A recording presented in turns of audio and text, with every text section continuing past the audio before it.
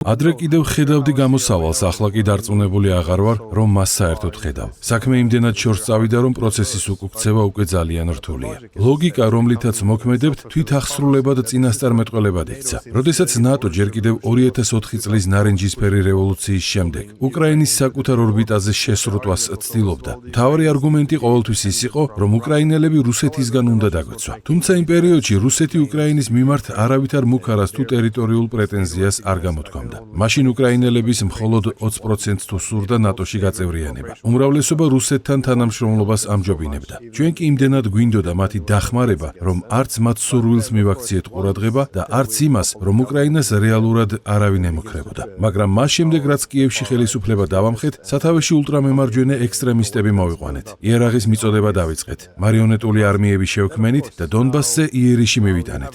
რუსული საფრთხე, რა თქმა უნდა, რეალური გახდა. აი ასე შევქმენით ეს თვითახსრულებადი წინასწარმეტყველება. იგივე შეეხება ბალტიისპირეთის ქვეყნებსაც. აზრი თითქოს რუსეთი უკრაინის შემდეგ ბალტიისპირეთს დაესხმებოდა თავს და მის ანექსიას მოახდენდა აბსურდი იყო. ამას არანაირი ლოგიკა არ ჰქონდა. რუსები უბრალოდ პასუხობდნენ იმას, რაც უკრაინის მხრიდან მომავალ ეგზისტენციალურ საფრთხედ მიაჩნდათ. თუმცა ეს ყველაფერი აბსურდი აღარ არის მას შემდეგ, რაც ჩვენ ნატოს ტერიტორიიდან სავარაუდოდ ფინეთისა და ბალტიისპირეთის გამოყენებით რუსეთის სიღრმეში შორმანძილზე მოქმედი რაკეტებით დარტყმები დავიწყეთ. ახლა უკვე ვუშვებ, რომ ბალტიისპირეთზე თავდასხმა განხორციელდება. ეს უფრო მოსალოდნელია. ასე მუშაობს ეს თვითახსრულებადი წინასწარმეტყველება. მახსოვს, ჯერ კიდევ 2000-იან წლებში ჯეიმს ბეიკერი ნატოს გაფართოების საპასუხოდ წერდა.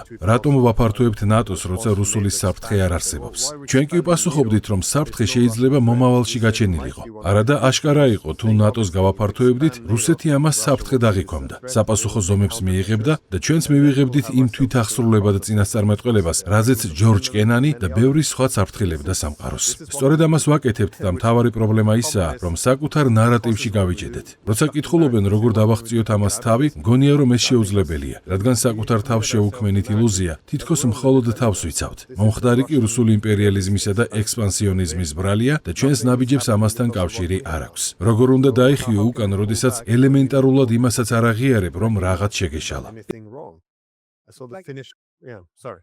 ეს ალკოჰოლიკს გავს, რომელსაც დილით ადგომისთანავე ბოთლიდან მორიგი ყლუპის გადაკვრა სჭირდება. ზუსტად ის საწამლავი გჭირდება, რაც განადგურებს და გღუპავს, რათა როგორმე ზედაპირზე იტივტივა. ევროპელებმა კურსი რომ შეცვალონ, იმის აღიარებაც მოუწევთ, რომ ყველაფერი უკუღმა გააკეთეს. ამას კი მათგან არავინ იზამს.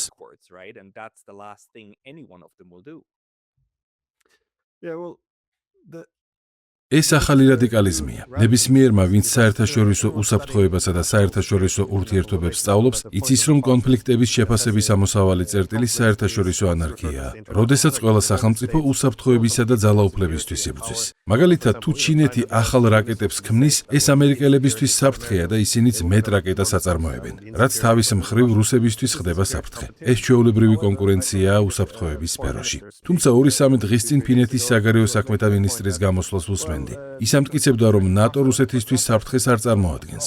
აი რუსეთი კი საფრთხეა არა მხოლოდ მათთვის, არამედ მსოფლიო მშვიდობისთვისო. როდესაც სამყაროს ასე უყურებ კეთილებად და ბოროტებად, სადაც ჩვენი რაკეტები კარგია, მათი კი ცუდი, უსაფრთხოების კონკურენციას ვერ შეამცირებ. მშვიდობის დამყარების გზა ყოველთვის იყო მეორე მხარის პოზიციაში შესვლა და კომპრომისის ძიება. ახლა ამას ვერ იზამ. იდეა, რომ მსოფლიოს უდიდესი სამხედრო ბლოკი რუსეთის წინააღმდეგ არის მიმართული და ცდილობს მთელი ევროპა გააერთიანოს, გარდა მისი ყველაზე დიდი ქვეყნისა, რუსეთისა, ბუნებრივია ნულოვანი ჯამის ლოგიკას ქმნის და ცივი ომის მენტალიტეტს აცოცხლებს. და ამ ფონზე გვეუბნებიან, ნატო რუსეთისთვის საფრთხე არ არის. ეს უბრალოდ შაბლონური ფრაზაა, რომელზე დისკუსიაც კი არ შეიძლება. ანუ ჩვენ გავაგრძელებთ გაფართოებას, განვახორციელებთ უკანონო ინტერვენციებს ყველგან, ჩავერევით რუსეთის შიდა საქმეებში, შემოვარტყამთ ქვეყანას სამხედრო ინფრასტრუქტურასა და რაკეტებს, შევაიარაღებთ გიჟურ ანტირუსულ ფაშისტურ დაჯგუფებებს, გავაკეთებთ ყველაფერს, რაც საჭიროა. მაგრამ თუ რუსები იტყვიან, რომ ეს მათ უსაფრთხოებას საფრთხეს უქმნის, ამას სიგიჟედ ვნათლავთ. და თუ შენ, როგორც ევროკავშირის სისტემის ნაწილი, ამას ხმამაღლა იტყვი, ტალახს გესვრიან, ცენზურას დაგიწესებენ და შესაძლოა სანქციებიც კი დაგაკისრონ. აი აქვე მყოფებით. როგორ უნდა შეცვალო კურსი, როდესაც ეს ჩვენი ყოველდღიურობაა. გამოიწერე და გაიგე ამბები ლიბერალური ცენზურის გარეშე.